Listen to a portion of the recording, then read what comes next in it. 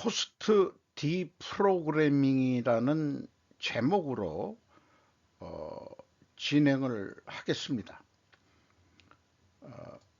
스루프 타임즈의 연상선상에 있지만은 스루프 그 회계 관련된 그런 내용이 되겠습니다. 이것은 제가 2016년 11월 23일 꽤 오래됐네요. 한 8년 정도 됐는데 그때 개인 블로그에 올렸던 글인데 뭐 공감 이런 게 올라와 가지고 다시 한번 읽어봤습니다. 제가 쓴 글이지만 그때 공부 열심히 했구나.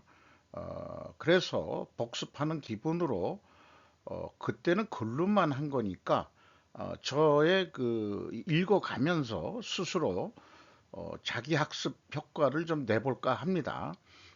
같이 들어주신 분께 감사하게 생각합니다.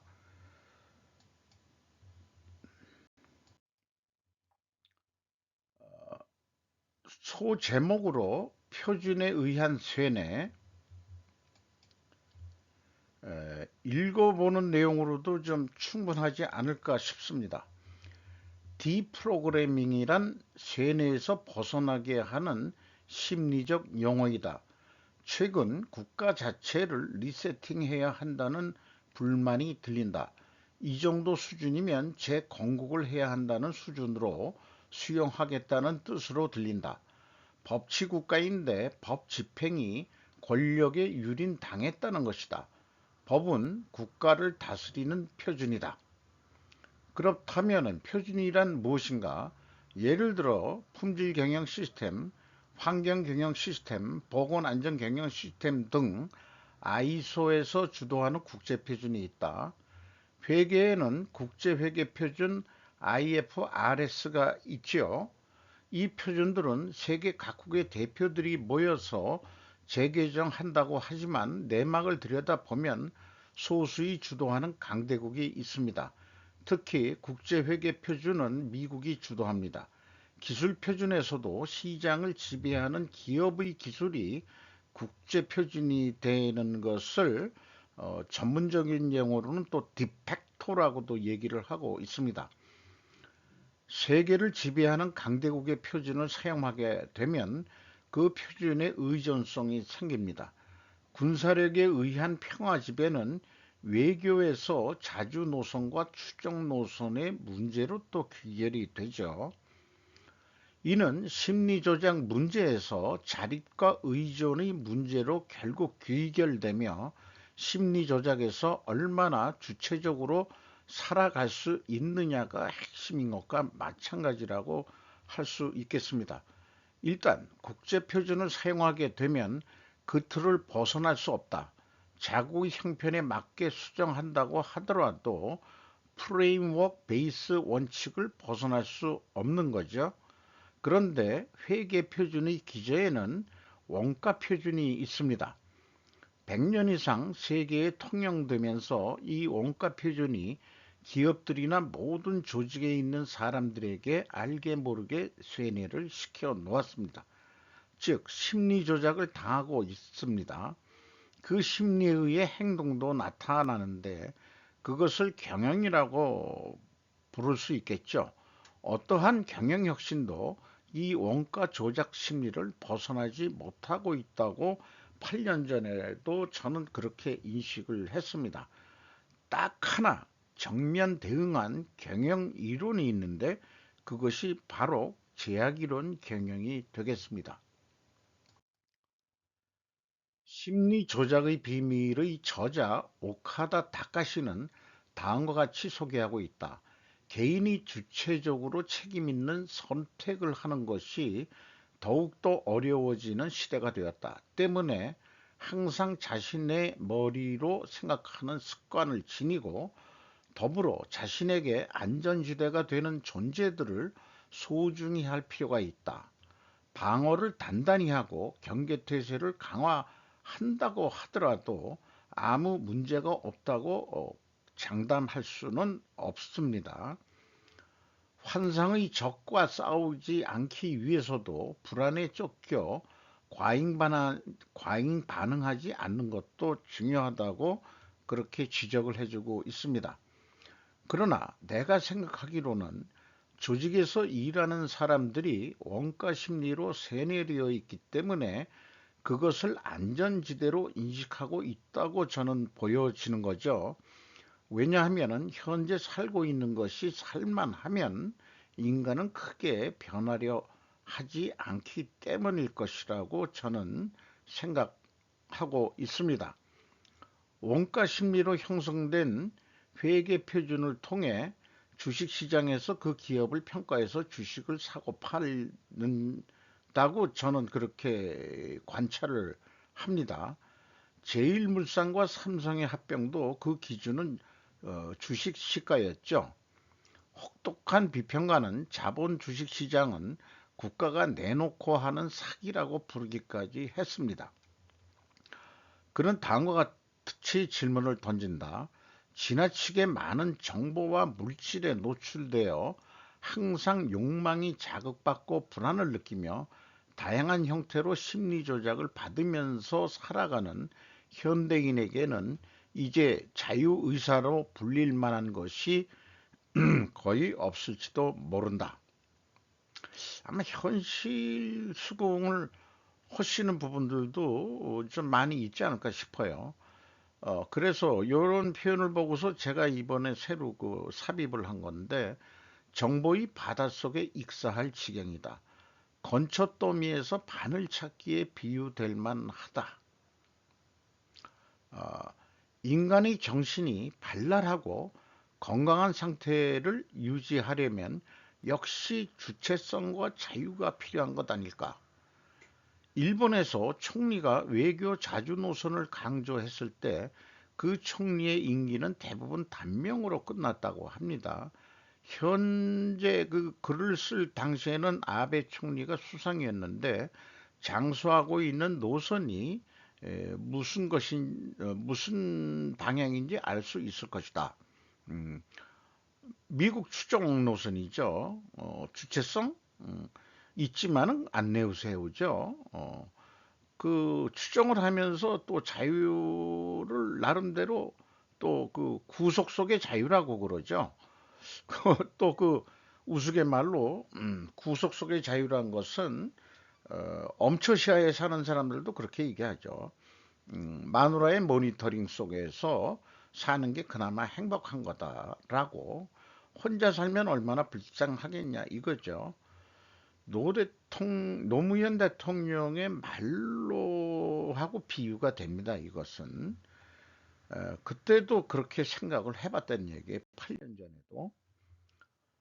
두 번째 작은 제목으로 전문적 의구심, 스캡티시즘, 지금도 스루포트 회계를 분석하는 것은 이 스캡티시즘의 정신으로 하고 있습니다. 언제나 타인의 말이나 정보를 사실로 받아들이지 않고 비판적으로 판단해서 평가하는 습관이 배어 있는 사람은 피암시성이 약하며 심리 조작에 잘 걸리지 않는다고 한다. 제가 걸리지 이 세뇌 공작에 또는 프로파간다 이런 거에 걸려두고 싶은 생각은 전혀 없습니다.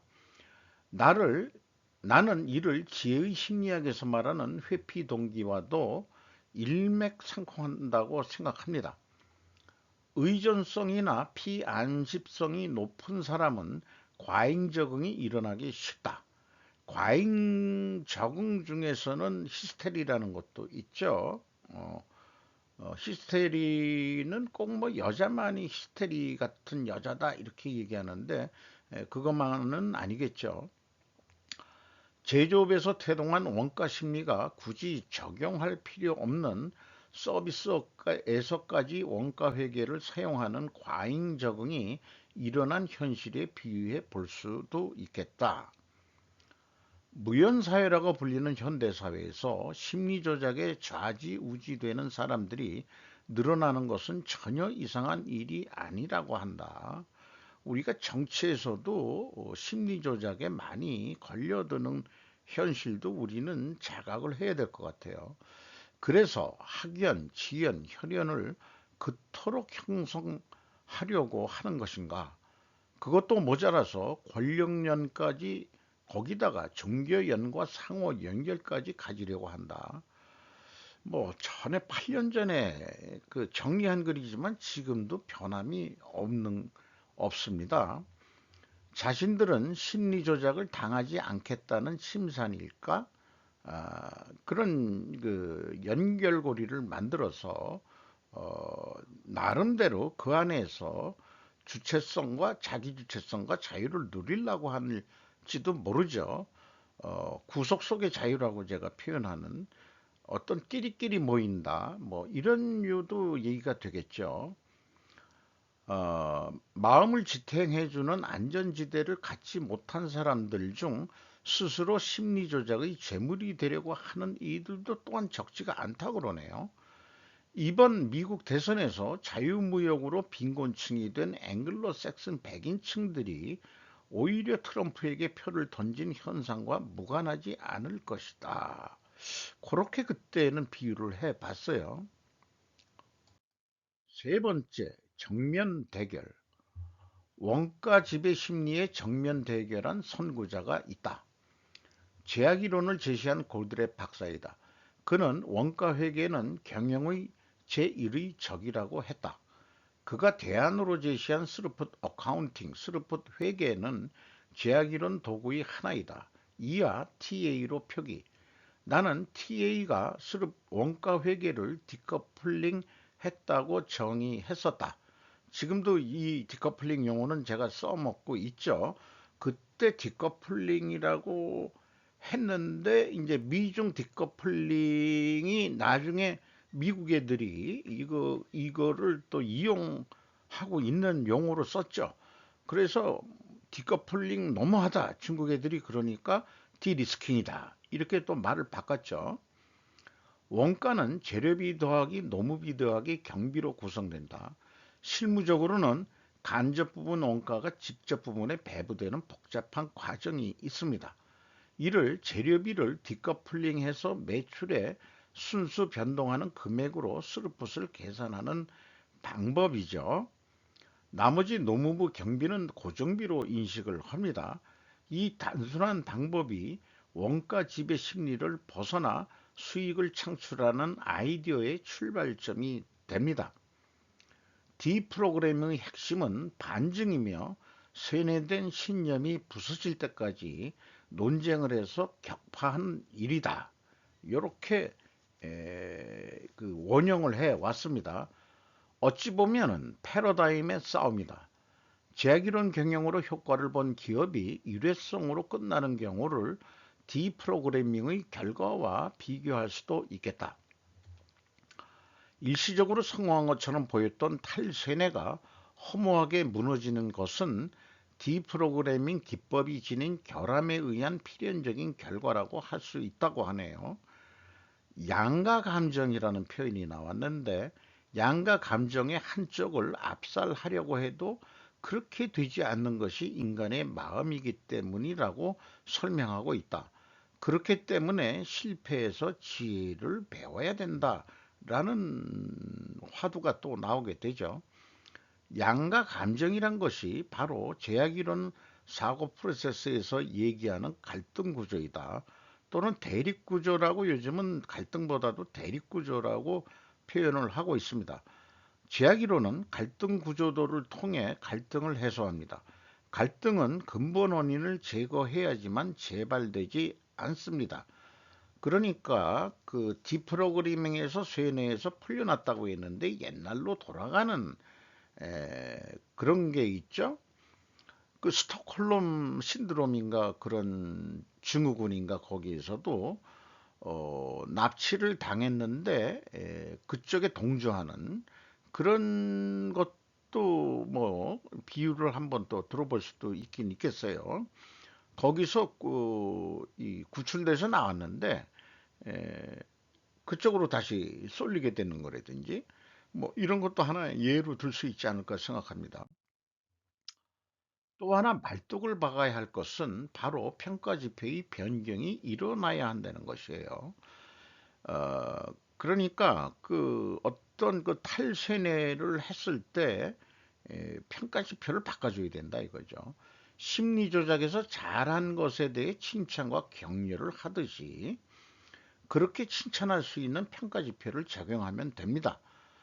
TA 요소가 바로 평가 지표로 활용될 수 있습니다.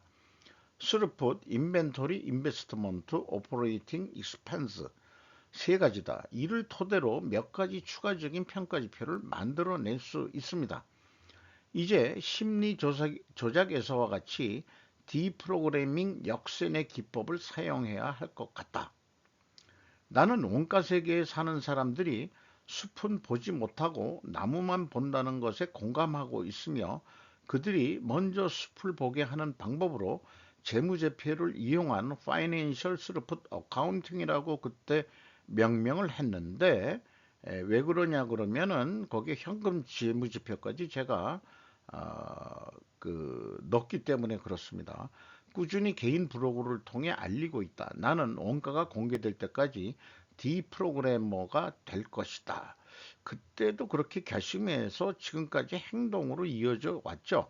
유튜브라는 게 생기면서 어떤 말로 하고 이 제가 그 말로 하는 억양이나 액센트나 또 이런 것들이 어떤 현장 강의할 때 같은 어떤 그런 메시지의 어떤 이 강약을 또 강조할 수 있는 거 아니겠는가 그런 생각도 해보게 돼요.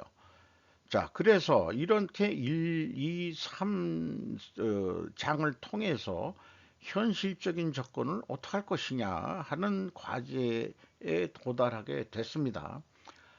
나는 정면 대결하는 디프로그래머로 행동한다고 하더라도 다른 분들은 여기서는 이제 어떤 그 경영 컨설팅 하시는 분들을 그때 염두에 뒀는데 주체성을 존중하는 엑시트 카운슬링이 현실적인 접근이라고 판단된다.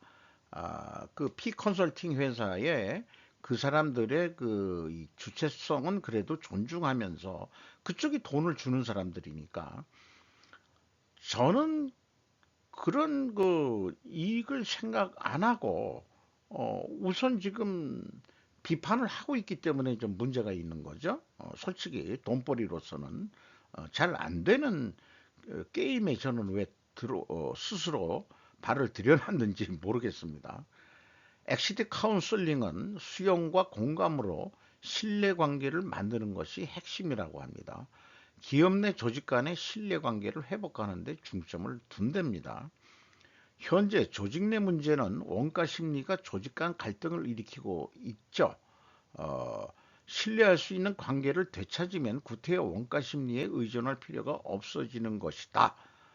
이렇게까지도 생각해 볼 수 있겠어요. 굳이 뭐 원가가 문제다 이런 얘기 안 하더라도 조직 간 갈등을 어떻게 해소할 수 있다면은 굳이 그거 뭐 원가 스로프트 회계를 들고 원가 회계를 공격할 필요가 있겠는가라는 생각도 해보는 거죠. 조직 내 갈등이 해소되면 열린 조직으로서 대중소기업 상승의 길은 무난히 열릴 것으로 희망한다. 요때는 조금 뭐라 그럴까요? 제가 제 논지가 약간 약했던 것 같습니다. 저는 물러서지 않을 거라고 또 지금 생각을 하고 있어요. 나는이라고 뭐 저는이라고 표현하는 게 좀 좋겠습니다만은 TA의 재무 분야 잉여 지금은 제가 자유현금 흐름이라고 명칭을 달리 부르기 프리캐시 플로우를요. 최종 현금 수익까지 접목시켰다. 원가 회계에 의한 단기 순이익과 국제 회계 기준 도입에 따른 기타 포괄 손익, other comprehensive 인컴을 반영한 포괄 손익이 과연 해당 기업의 실적을 적합하게 반영하고 있다고 어떻게 확신할 수 있는가? 국제회계 기준은 기업 사냥을 하는 미국발 금융자본주의에 의해서 만들어진 것일 수 있다. 공정가치란 미명하에 영업본업부의 금융투자와 기업투자 금액을 시가평가에 의해 손익이 좌지우지되는 상황을 만든 게 현재의 국제회계 기준이라고 그때 저는 국제회계 기준을 그렇게 인식을 했습니다. 표준 재정의 뜻은 선이었는지 모르지만 회계를 복잡하게 만들면서 일반인들이 접근하기 어려운 분야로 만들어 버렸어요. 그래서 전문적으로 먹고 살 수 있는 직업을 유지하려고 하는지도 모르겠다. 이렇게 그때 생각을 했습니다. 어려울수록 분식하기 용이하고 해먹기 좋은 것 아니냐. 그때도 그렇게 생각을 했다는 얘기입니다. 제가. 명박 정권 때 공공기관 복식회계 도입의 뜻은 좋았으나 원가 심리에 세뇌된 나름 전문가들이 서비스업인 공공기관까지 원가 회계를 도입함으로써 일반 공무원들도 접근하기 어렵게 만들어 버렸습니다. 아주 그냥 식겁을 하는 그런 경험을 제가 직접 해봤습니다. 뭐 구체적으로 얘기를 그건 해도 될 것 같아요. 비밀 준서가 썼었구나. 그런데 이제 그 공공기관이에요. 거기 얘기하기면 안 되겠네. 아, 잘못했다가 또 이제 또 각서 썼는데 그때 이 계약은 비밀 준수를 한다라고 잠깐 착각할 뻔했네요. 행동 심리학자 에릭슨은 문제의 답을 가지고 있는 사람은 본인이라는 확신을 갖고 있었다. 에릭슨은 답을 알고 있다고 해도 잠재 의식 속에 잠자고 있기 때문에 이것을 꺼내어 행동을 변화시키기 위해서는 잠재 의식의 전기 충격 요법과 같은 전기 물리적 작용을 가해야 했다고 합니다. 그는 의식이나 이성의 영역에서는 이율배반적으로 대립했던 문제도 무의식의 영역으로 깊이 내려가면 다이브 다운이라고 제가 그렇게 했습니다. 어렵게 드라이브 다운하기가 어렵죠. 파고 들어가는 거. 그거 엄청 어려운데 어떤 직관이나 무의식의 영역에 다이빙 하듯이 팍 바로 근본 원인에 도달하는 그런 거로 어, 그 문제를 그 갈등 문제를 해결할 수 있는 그런 길로 가야 되겠다 이런 얘기죠.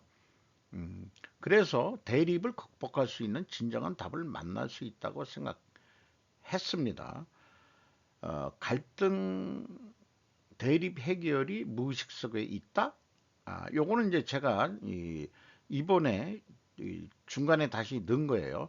에릭슨이라는 행동 심리학자가 그렇게 했다는 건데 무의식에 있다? 이게 어떤 비유가 되려는지 그래서 다시 풀어나가는데 가벼운 암시가 인생을 바꾼다라고 또 제가 소제목을 붙여봤습니다. 논리적인 설득보다도 가볍게 암시를 주는 말이 사람의 인생을 바꾸는 일이 종종 일어난다. 논리 정연한 이론으로 상대의 저항을 무너뜨려서 상대를 움직일 수도 있겠지만 이 방법은 결코 쉽지가 않다. 예를 들어서 그 공산주의 사상, 좌파 또 이런 거에 그 정신이 물들어 있는 사람을 전향을 시킨다고 논리적으로 합리적으로 아무리 그 세뇌 공작을 시킨다 하더라도 쉽게 안 변한다 이런 얘기예요. 제 알기로는 저항의 6단계를 벗겨나는 사고 도구를 가지고 있지만 에, 결코 쉽지 않은 것이 사실이다. 강력한 심리조작 기술은 그런데 암시였다는 거예요. 여기에서 이제 그 힌트가 좀 납니다. 전공법으로 설득하면 함락시키기가 어렵다. 어, 그 오늘 그 동아일보 논설위원이 이재명의 25만 원 그 지원금은 그것은 그 민생 해결책이 아니고 민생 지연금이다. 민생 해결에 오히려 지연을 하는 거다. 요렇게 얘기를 했는데 그것이 이제 전공법이죠. 그 비율을 어떻게 좀 더 우리가 그 연구를 해봐야 될 것 같아요. 제3자적인 암시는 설득하겠다는 의도를 지니고 있지 않는 듯이 행동함으로써 저항을 피할 수 있다. 좌우 대립이라든지 보수 진보의 대립 이런 데서 으르렁거리면서 싸우고 뭐 대타협을 했다는 동 이따 얘기하지 말고 제3자적인 암시 이런 것이 사실은 문제 해결의 이 심리 조작의 기술이다. 이렇게 얘기할 수 있는 거 아니겠느냐. 이렇게 풀어나가네요. 결론에 가서. 명확하게 표현된 말이 분명하게 메시지를 전달하고 영향을 미치는 경우도 있지만, 요즘 정부가 이렇게 하려고 하긴 해요. 의대 정원 뭐 하는 것도 나름대로는 그렇게 얘기하지만은 뭔가 좀 해결이 안 되고 있죠, 의사들하고. 그것은 어느 정도 문제와 마주서서 의식화된 경우이다 이게요. 제약이론도 이것을 지향하기는 합니다. 나름대로 상대하고 대화가 되고 그 다음에 앉아서 선이 이렇고 후가 이렇고 그렇지 원인은 뭐고 그러니까 이렇고 저렇고 저렇고 하니까 이렇게 합의 볼 수 있지 않겠냐 이런 식으로 이제 풀어나가는 건데 그럼에도 불구하고 문제조차도 의식하지 못하는 경우에는 깨우쳐주는 방법으로 넌지시 암시하는 방법은 유효할 것 같다. 다시 한번 되짚지만은 그때 이런 그 심리학의 용어를 차용해 가지고 이런 글을 내가 편집해서 썼다는 게 스스로도 대견하기도 합니다. 근데 이 복습도 필요한 거죠. 한번 내가 써놨다고 해서 내가 완전히 내 거 되는 건 아니니까 현상을 파악하는 데 사용된 남을 비난하는 감정적 표현들은 자제되어 워드스미스 해야 할 것이다. 여도 최근에 그 스루프 타임즈에도 얘기했지 원인을 인신 공격적이고 인격 모독적인 것이 원인으로 찾아진다면 그거는 근본 원인으로 채택하지 않고 버려야 된다. 다른 원인을 해야 된다. 이렇게 또 얘기를 했죠. 그 어떤 사람이 그 이 총선에 참패한 어떤 유튜버가 그 언론기관 형태의 뉴스보도 형태를 하면서 찍었는데 윤 대통령과 한동훈이가 진 이유는 아는가 하면서 그것도 제목으로 제가 썼습니다만은 돈을 안 풀었기 때문이다. 그래서 이제 제가 열받아가지고 또 거기에서 그럼 대통령 선거할 때도 그렇게 하면 대통령 되겠냐 이 사람아 라고 얘기를 했습니다만은 어쨌든 비난하고 하는 그런 감정적 표현들을 제가 워드 스미스라는 얘기를 하는데 스미스라는 게 미국 사람 성이 아니고요. 이 스미스가 그 대장장이라는 뜻입니다. 대장장이 말을 재련을 시켜라 이게 재련을 시켜라 이게 그렇게 대화를 해라. 오카다 다카시는 다음과 같이 결론을 내린다. 개인주의 시대에는 강하게 설득하려고 하는 방식은 적합하지 않다. 다 개인의 어떤 인격과 자각과 뭐 존심도 다 가지고 있으니까 자신의 속셈이나 진정한 관심을 들키지 않고 선의의 친절한 제3자로 봉사한다는 자세가 목적 달성에 가장 효과적인 것이다. 근데 이게 실천하려면 매우 어려울 것 같아요. 나는 이렇게 잠정적 결론을 내리고 싶다.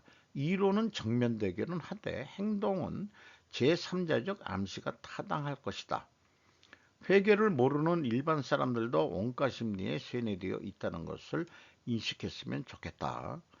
그래서 어떤 경우에 제 그 스루폿 회계 분석 내용을 좀 자세하게 뭐 어떻게 이 얘기를 했던 그 시청자분의 댓글을 한번 받은 적이 있는데 어, 또 이런 표현을 했어요. 저도 좀 뭐 건방졌다 뭐 그것도 뭐 기초과정, 중간과정, 그다음에 고급과정 이런 식으로 나눠서 하면 안 될까요? 또 저하고 학습하는 그런 현대 그 현재 이 직장 조직에서 일하시는 분들이 그렇게 되는데 사실은 그런 전문적인 용어라든지 이런 것들은 좀 공부를 해야 된다. 그래야 단어 자체가 이해가 돼야 그 다음에 대화가 되는 거지. 단어도 모르는데 암시고 뭐고 그게 안 통할 거다. 그렇게 되니까 기초는 학습하시오. 그 어디 가서 학습하냐? 그럼 아니 회계학원 가서 하든지 또 아니면 뭐 하든지. 아 그래야 또 그 뭐 저기 또 강의 가지고 또 이렇게 그 가르치면서 먹고 사는 돈도 생기고 그러는 거지. 무조건 그냥 공짜로 공짜 배짱인 사람들이 많은 것 같아요. 그냥 이재명이한테 다 길들여져 가지고 다 모든 지식이나 이런 것들이 그냥 공짜로 들어오는 건 줄 알아요, 다들. 그걸 저는 거지근성이라고 얘기를 하고 있습니다만은 자기가 노력하고 생각하고 고민해 보고 자기 걸 만들어야 된다라고 생각을 하고 있습니다. 약간 요거는 사이드로 빠진 얘기인데 그래서 2024년 현재까지 가벼운 암시는 아직 저는 창조하지 못했다고 생각합니다. 전공법으로 자꾸 나가는 것 같아요. 그거 가지고는 아마 이기지 못할 거다. 이렇게 뭐 써놓고도 그렇습니다. 강력한 심리조작 기술은 암시였다는 선언적 의미만 정리하고 창조적으로 어떤 암시를 해야지 아직도 고민하고 있는 자신을 봅니다. 재고자산 매출원가 분식회계 개연성 가정은 말을 순화했어도 워드 스미스 했어도 여전히 공격적일 수밖에 없다. 술집 회계로 암시하는 방법도 써봤는데 역효과 있을 것 같아요. 왜냐하면은 어떤 대기업한테 가서 원가 회계는 그게 잘못됐고 술집 회계하세요라고 얘기하면은 에이, 그냥 쫓겨날 것 같다 이거예요. 왜냐하면 자존심을 건드리는 꼴이 되지 않겠냐 이런 생각이고 그럼 뭐냐 이게 단순한 거거든요. 아주 간단한 건데 재료비 더하기 가공비가 제조원가예요. 이 가공비에는 노임비, 인건비가 들어갑니다. 인건비하고 경비하고 다시 쪼개지죠. 위의 제조원가 패러다임에서 어떻게 가공비를 디커플링해야 한다는 디프로그래밍 탈세내로 암시할 것인가. 지금 우리가 하고 있는 가치라는 것은 재료에다가 그 노동가치설 공산주의에 그거를 붙여가지고 재화의 가치가 생긴다고 이제 칼 마르크스가 했던 게 지금 원가세계예요. 그러니까 이건 공산주의 사고방식이라고 저는 비유를 하는 경우죠. 그 지금 현재 원가회계는 사실상 그 공산주의가 이긴 거다. 그걸 모르고 지금 쓰고 있는 거다. 이렇게 얘기하고 있는 거죠. 그래서 최근이고 오늘 내일 얘기할 건가? 오늘 벌써 했죠. 제조 원가는 그 필수품을 사치품으로 만들었다. 이 결혼에 비유해서 이렇게 추가로 좀 비유를 해봤습니다. 어, 제조 원가 그거가 이렇게 그 더해가지고 이걸 결혼이라고 비유한다면은 디커플링 해야 된다 이게요. 동거는 그게 성격이 다른 거다 이거지. 그리고 제가 요거를 술집 회계로 썼는데 요거는 제가 일부러 검은 칠을 했습니다. 아, 실질적으로 같이 학습하는 사람들한테 얘기할 거예요. 딴 이게 외부 공개적으로 얘기하는 데에는 조금 좀 좀 19금 같은 한 39금 금 같은 그런 거로 그냥 제가 표현했기 때문에 그렇습니다. 어, 이런 방송에는 어울리지 않는 그런 용어가 돼서 제가 지웠습니다. 시간은 또 적당해야지. 술집에 가서 1시간 정도만 먹느냐, 아니면은 몇 시간을 노느냐, 뭐 이런 거를 이제 비유를 해 본 거예요. 내 머리로는 참신한 암시 기술은 안 될 모양인가? 지금 그래도 계속 한번 우리가 또 좀 저도 고민을 해서 암시하는 기술, 넌지시 그래가지고 이 원가 회계에서 디커플링 하는 그런 걸 해야 되겠다고 느끼는 전향, 전향을 할 수 있는 걸 내가 어떻게 암시를 줄 수 있겠냐. 그러면은 이제 제 그 유튜브 방송이